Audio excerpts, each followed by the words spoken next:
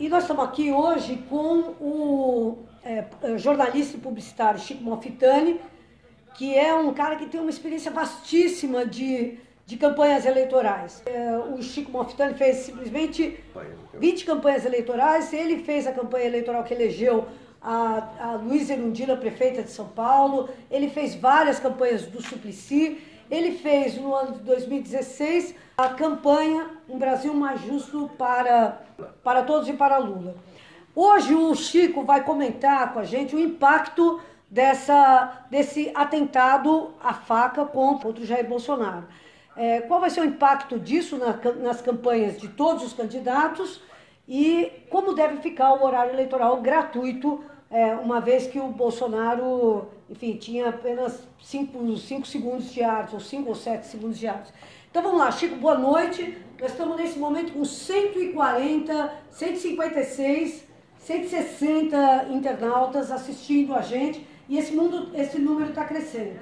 Então, Bolsonaro, o que aconteceu hoje, no day after do atentado contra o Bolsonaro? Bom, primeiro assim, eu dizer para você o seguinte, queria falar um pouquinho sobre a importância do horário eleitoral da comunicação, né? Quer dizer, comunicação e televisão são muito importantes numa campanha eleitoral e também fora de campanha eleitoral, né? Político que não presta atenção em comunicação e televisão vai ter muito problema na época da eleição e depois na época de governar. Então nós temos o horário eleitoral gratuito, que continua sendo ainda o maior instrumento de comunicação com a população brasileira. 130 milhões de brasileiros assistem todos os dias a televisão.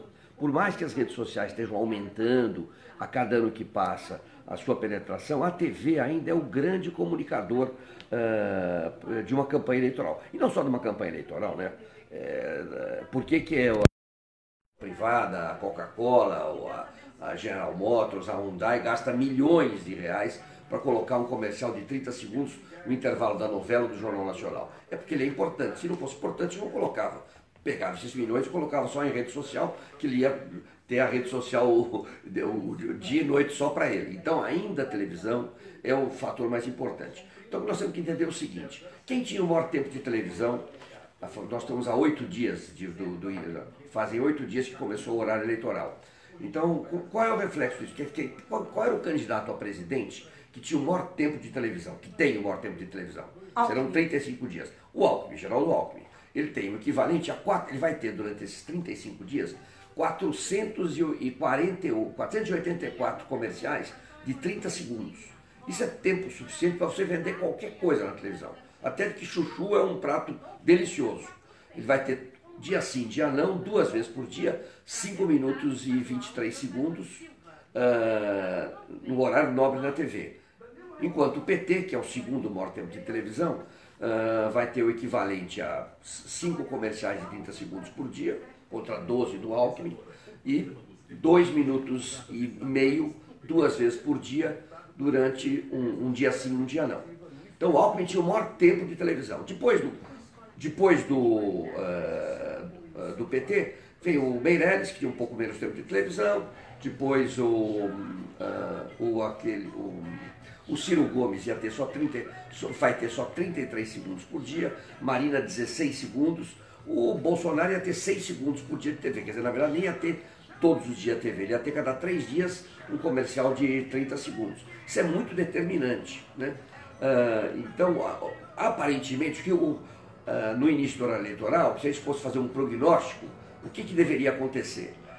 O Haddad, que é o candidato, será seguramente o candidato do PT, já que o Lula foi impedido, era o favorito para chegar no segundo turno. Por quê? Pela força do PT, pelo carisma do Lula, pela força do próprio candidato, pelo fracasso do governo Temer. Então, a esquerda levaria o Haddad para o segundo turno. Esse, digamos, seria o prognóstico inicial, né? O Lula seguramente conseguiria transferir os votos. Pelo lado da direita, você tinha vários candidatos. O Ciro Gomes seria que é um candidato forte, mas com 33 segundos na TV, ele vai seguramente desaparecer, né? Vai ter, não digo desaparecer, mas dificilmente vai conseguir chegar ao nível de que o Lula vai transferir o Haddad com o apoio do Lula. Pelo lado da direita, a gente teria o Alckmin, o Meirelles, o Bolsonaro, né? O Bolsonaro está em primeiro lugar. quando saiu o Lula. Por que o Bolsonaro está em primeiro lugar? Falam, as redes sociais do Bolsonaro funcionam muito bem. Claro, ele não tinha tempo de televisão, mas ele estava muito bem nas redes sociais. Agora, por que as redes sociais do Bolsonaro estavam bem?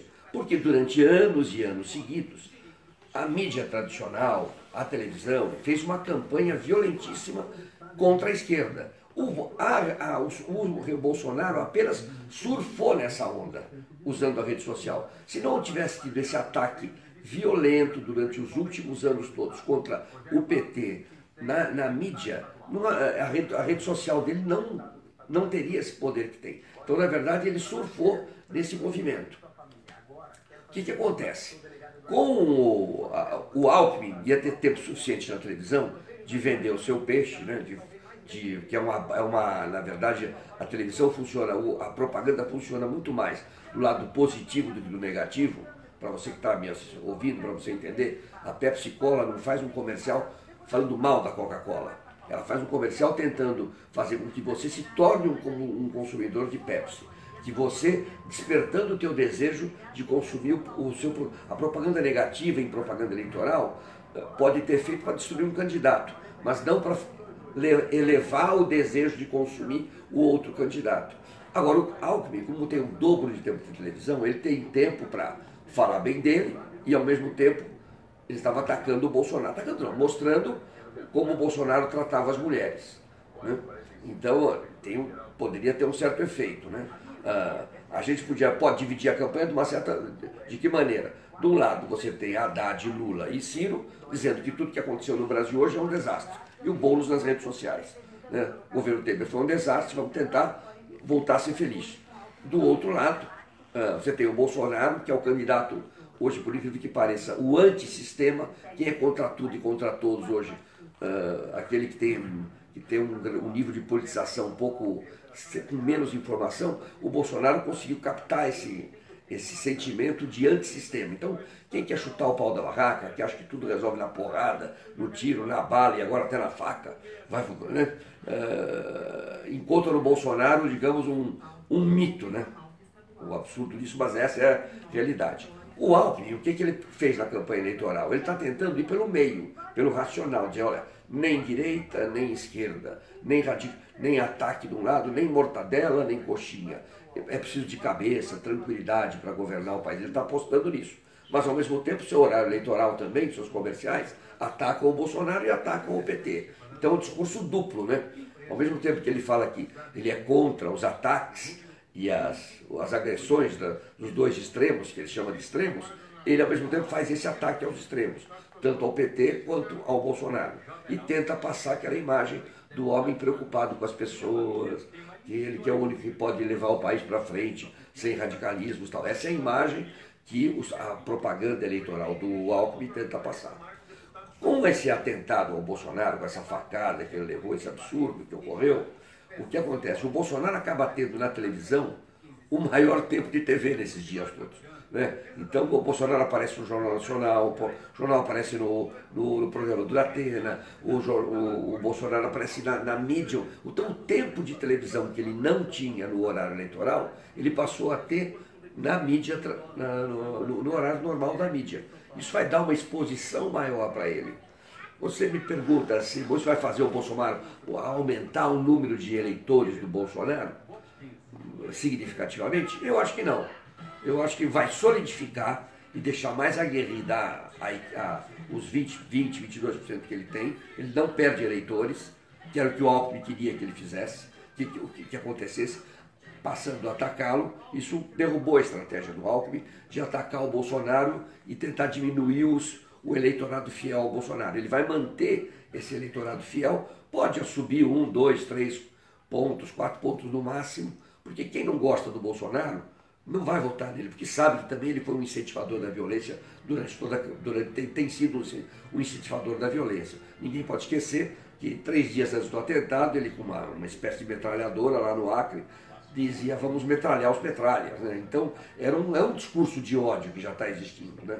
Que a gente deveria caber agora a diminuir, que esse episódio devia servir para que se diminuísse o discurso de ódio, e a gente voltasse a discutir democracia, voltasse a discutir opiniões divergentes. Eu duvido, nesse clima que está, que isso ocorra. Então, eu acho o seguinte, o efeito é que vai solidificar mais a posição do Bolsonaro. Como eu disse no início, eu acho que com o apoio do Lula, Haddad vai para o segundo turno, o que estaria em disputa, seria quem iria pela direita enfrentar o candidato do Lula, que seria o Haddad. Alckmin, ou Bolsonaro, ou Meirelles, ou João Amoedo, né? Aí eu acho que agora vai solidificar a posição do Bolsonaro. Claro que o Alckmin ainda tem pouco mais de 3 semanas, com 300 e tantos comerciais que ele vai, quase 400 comerciais que ele vai ter ainda, de tentar mudar essa situação. Mas vai ficar mais difícil para ele ultrapassar os 20, 22, 23 ou 24% que o Bolsonaro tem. Então eu acho que nós vamos ter que esperar qual vai ser a repercussão disso daqui para frente. Mas hoje me parece que se solidifica mais uma posição para o segundo turno, de um lado Haddad e do outro lado o Bolsonaro. O Haddad está com 6%, mas na hora que o Lula disser este é o meu candidato, ou em vídeo, ou num recado, ou num documento escrito num papel, alguma coisa, grande parte do eleitorado petista vai para o Haddad. Tanto que o PT hoje é um partido que tem 29% da preferência do eleitorado. Com 29, 28, 26, 27 você vai para o segundo turno. Aí é uma outra eleição no segundo turno, né? Então nós vamos ter que esperar os próximos dias do horário eleitoral e também, ao mesmo tempo, esperar como vai ser a cobertura da imprensa do atentado ao Bolsonaro, para a gente ver como é que isso vai caminhar. Agora, não tenho dúvidas, a decisão está na televisão, tanto no horário eleitoral quanto na maneira de como o jornalismo tradicional vai cobrir esse episódio do Bolsonaro, que de uma imagem de agressor passou a ser o agredido. E a vitimização sempre, ele foi uma vítima realmente, né? Então isso tem um significado, digamos, no imaginário popular, né? Aquilo que era, nós estávamos numa eleição que estava se julgando se o que ocorreu depois do golpe contra Dilma deu certo ou não deu, né? Quem estava a esquerda do lado dizendo que não deu certo, a direita tentando dizer que isso aí é o que o Brasil precisava e tem que caminhar para frente nesse sentido. Agora isso muda um pouco. Vamos ver o que vai acontecer nos próximos dias no horário eleitoral. Agora, Chico, a gente está acompanhando as redes sociais esse tempo todo e o que a gente está vendo é que tem muita gente que está desacreditando desse atentado. Que chega e fala, não, isso é uma farsa, isso é... Que papel hoje, por exemplo, jogou a grande mídia em relação a essa narrativa de que talvez fosse um atentado falso, ou talvez tenham exagerado nos riscos que o candidato estava sofrendo? Qual foi o papel hoje da grande mídia em relação a essas suspeitas, essa nuvem de suspeitas em relação ao atentado? Ela botou uma pá de cal sobre isso, né? Quer dizer, fica claro que houve o atentado. Agora, o que está por trás desse atentado, né? Já a história do Brasil, outro dia, há pouco tempo atrás, morreu o Teori Zavascki, há pouco tempo atrás o Eduardo Campos, tem a Marielle, quer dizer, a gente nunca... A história é que isso vai contar isso mais lá para frente. Agora, que houve o atentado, isso está claro, né? Pelo depoimento dos médicos, 2 hospitais, não dá para dizer que isso não foi uma farsa. O atentado houve, a televisão deixa isso bem claro hoje, né? Mostrou isso de uma maneira... E mesmo na hipótese absurda de ter sido uma farsa, a televisão mostra hoje que não foi uma farsa. Então, para a opinião pública geral, isso não pode ficar tranquila que eu tenho certeza absoluta que for feita uma pesquisa de opinião, depois do que ocorreu hoje na televisão, hoje, em todos os telejornais, vai dizer, não, houve o atentado. Agora, em que intenção, quem estava por trás disso, né? Qual vai ser como vai se usar esse fato para uma situação negativa contra a esquerda, ou a favor da direita, ou contra a direita, a favor da esquerda, isso é uma outra interpretação, né? Do ponto de vista de imagem, de opinião pública, que é a minha especialidade, hoje fica claro para a opinião pública que houve o atentado, certo? Isso aí não adianta ir tentar encontrar uma outra explicação para isso. O atentado existiu. Agora, esse sujeito fez isso por conta própria, né? A história do Brasil tem história de Cabos Anselmos, né? E de outras... Atentados do Rio Atentado Centro. do Rio Centro, tem uma série de questões, né? O próprio atentado do Rio Centro, que os militares iam cometer contra um show da música popular brasileira, ia se colocar, ou ia se prender pessoas de esquerda dizendo que eles tinham sido responsáveis por aquilo. Só que a bomba explodiu no colo do sargento que ia jogar a bomba. Isso é uma história que todo mundo conhece. Na época, quando ocorreu isso, também ocorreram dúvidas, né? Os militares deram uma versão, havia censura na imprensa naquela época, e deram a versão de que a esquerda tinha jogado uma bomba no colo do sargento, mas depois isso caiu por terra. Então, na verdade, a gente costuma dizer, não importam os fatos, importa a interpretação dos fatos, né? Essa interpretação dos fatos hoje é favorável ao Bolsonaro, não há dúvida. O Bolsonaro conseguiu um espaço no Jornal Nacional hoje, falando na cama, deitado, com os aparelhos, agradecendo a Deus, os médicos. Quer dizer, tem uma questão emocional, porque realmente ele está vivendo um drama, ele está correndo risco de vida, né? Podia ter morrido, né?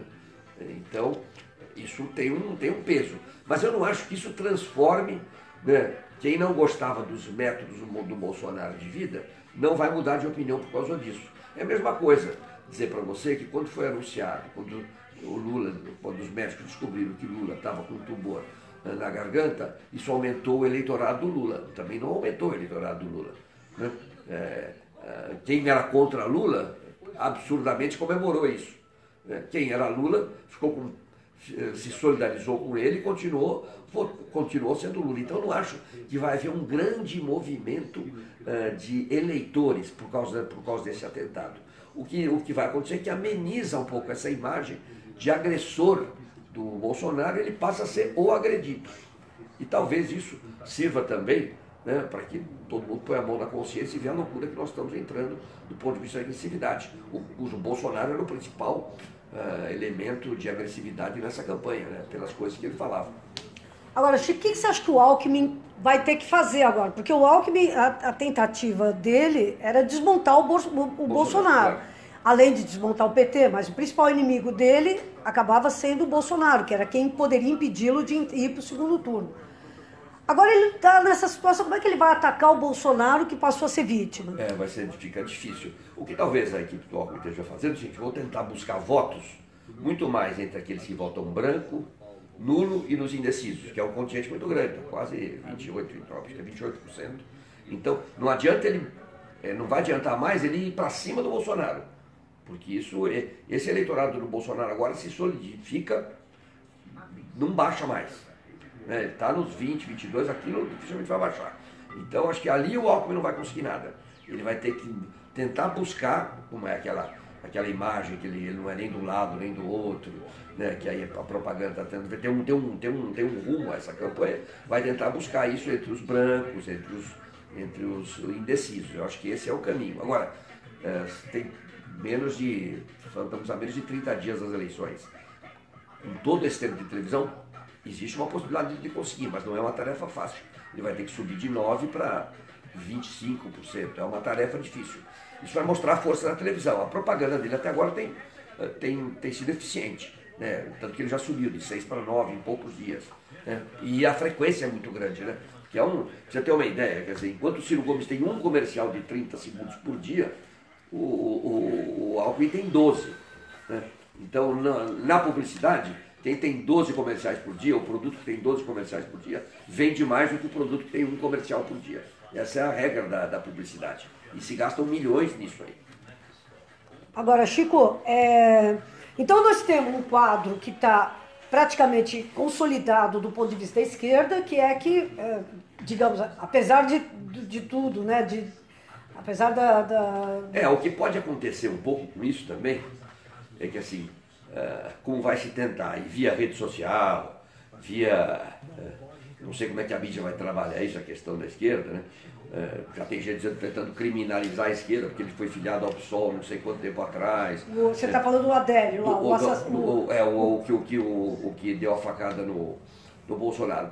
Então pode ser que tenha assim, um recrudescimento de um contingente anti-esquerda, certo? Isso anti-PT. Então isso realmente na campanha do Haddad, um pequeno freio ali, né, a gente estava sentindo assim, que Lula como vítima, né, Lula vítima de uma justiça que preferencialmente prende e encarcera a esquerda e deixa os tucanos livres e soltos, né? Então havia uma ascensão. O Haddad, um candidato, um cara ponderado, de repente tem um freio de arrumação aí também. Deve ter mexido com a campanha, entendeu? Então, o Alckmin, por sua vez, também teve um ataque violento do Temer contra ele, né? Porque o Alckmin, ao atacar o PT, dizendo que veja o que os governos Dilma e Temer fizeram com o país, né? Aí o Temer foi às redes sociais e falou, peraí, você está do meu lado, o PSDB está do meu lado o tempo inteiro, o PSDB apoiou o Temer o tempo inteiro. Então o Alckmin ficou numa situação difícil. Ele está de um lado, ele tentou atacar o PT, atingiu o Temer reagiu. Atacou o Bolsonaro, do outro lado, o Bolsonaro foi vítima. Então agora o Alckmin vai ter que acelerar só na questão do meio, do centro. Não sei se num momento de polarização tão grande que está a política brasileira, se esse centro vai funcionar muito bem agora no primeiro turno. O Ciro é um ótimo candidato, muito bom, é um cara preparado, nos debates sai bem, mas ele precisa de espaço na televisão para falar. E com um comercial de 30 segundos em 24 horas de programação, fica muito difícil. Agora, Chico, por que o Temer atacou o Alckmin? Porque vários internautas estão muito intrigados com os movimentos que houve nessa semana. Teve o Temer atacando o Alckmin e teve um famoso encontro do Bolsonaro com o herdeiro da família, o herdeiro do Roberto Marinho, o João Roberto Marinho. Aparentemente, dois movimentos importantes para beneficiar o Bolsonaro nessa disputa aí no campo da direita. Eu queria que você explicasse qual pode ser a justificativa para um encontro a essa altura do campeonato. E além disso, o Bolsonaro disse ontem que ele tinha uma estratégia incrível que ia levá-lo inexoravelmente para o segundo turno. Três coisas que deixam qualquer teoria da conspiração começa a ficar válida, né? Quer dizer, supostamente válida. Nesse aspecto, quer dizer, eu sou um brasileiro comum. O que eu tenho visto em todas as eleições, desde o período da redemocratização do país, sempre acontecem episódios, nos momentos cruciais da eleição, a Miriam Cordeiro fazendo um depoimento. Lembra o que foi a Miriam Cordeiro? A Miriam Cordeiro foi uma ex-namorada do Lula, que era uma namorada fora do casamento, da qual nasceu a Lurian, que é filha do Lula, que no penúltimo dia do horário eleitoral fez um depoimento no horário eleitoral do Collor, no penúltimo dia da propaganda, dizendo que o Lula era um crápula, que ele não tinha abandonado a filha, e foi um impacto muito grande. O Lula trouxe a Lurian no último dia do programa, no dia seguinte, e mostrou a Lurian do lado dele, então não quis que a Lurian falasse. Porque a Lurian teve uma ótima relação com o Lula, mas teve um impacto, né? Teve também a coisa do sequestro do Abílio Diniz, né?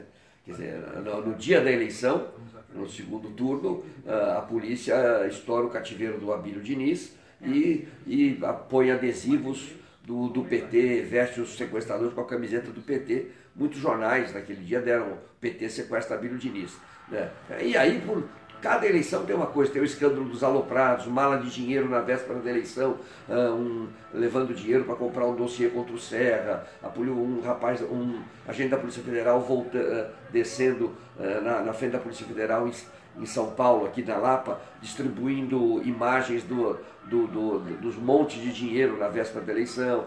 E acho que ainda vai ter a delação do Palocci na reta final dessa eleição, né?